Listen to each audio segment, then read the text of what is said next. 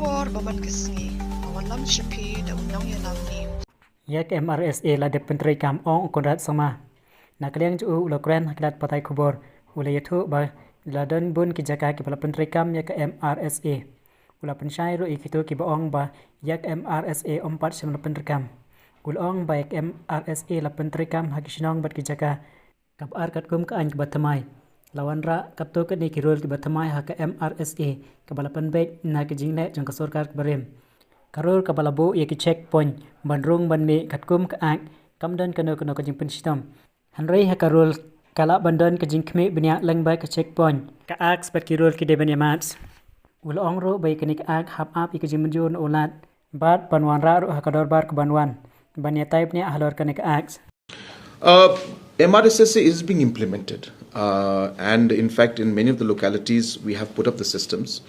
There are, of course, challenges because there's infrastructures to be created, certain level of investments to be made, which we're doing in the different levels in different localities. And many of the localities, the MRSA is being implemented. And most of the localities, in fact, have shown a very positive response and things are going quite well. So it's incorrect to say that MRSA is not being implemented. So if you go and talk to localities, I'm not saying in all areas it is done, but in large numbers it is being done and it is being expanded. And the work is in progress because it's a long list of villages and localities. So therefore, obviously, it's not possible for us to implement it everywhere, but the process has started and it's going on. Number two, to bring up a new law, a new system, that's exactly what we are discussing, that there are certain challenges in the MRSA. As I was mentioning earlier, that the old MRSA, in the Act, there are certain provisions that are there, whereas in the rules, there are certain provisions that have been created which do not go along with the Act itself. So, for example, the rules mentioned about the fact that, and this is during the earlier government's time, so they came out with the rules that said that entry and exit checkpoints will be created. Now, if you go back to the Act does not have any provision within the Act that says that check gates can be put up. But the rule says that the check gate can be put up. So now we all know that the rules are made on the basis of the Act.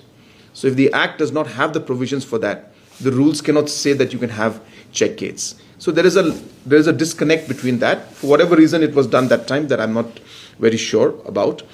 But it does not go in line with the Act itself. So therefore there are a lot of areas which there's a disconnect and it's not, the Act and the rules are not matching.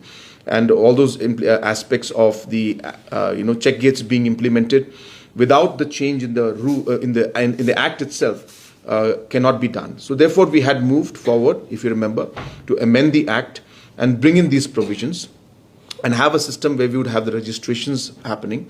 But as you all remember and recall, that we had concerns from the then governor, and we were not able to carry forward the amendments that we had passed in the assembly to enable the provisions of having a system to having a checkpoint where entry exit will be done. So therefore those challenges are still there, and we were hoping that through this immigration procedure, is there an option in which we can look into the aspect of this and see if some provisions can be used to enable us as a state government to have that mandate to look into the checking points. So we feel that we need to discuss this, and that's why we are discussing these aspects. Obviously, it will involve many stakeholders. We'll talk to everybody, political parties, organizations, and everybody, and see how we can achieve that mandate. banyo iki kubor baman kesngi subhawan subscribe ka channel unang yalam news kuble shibu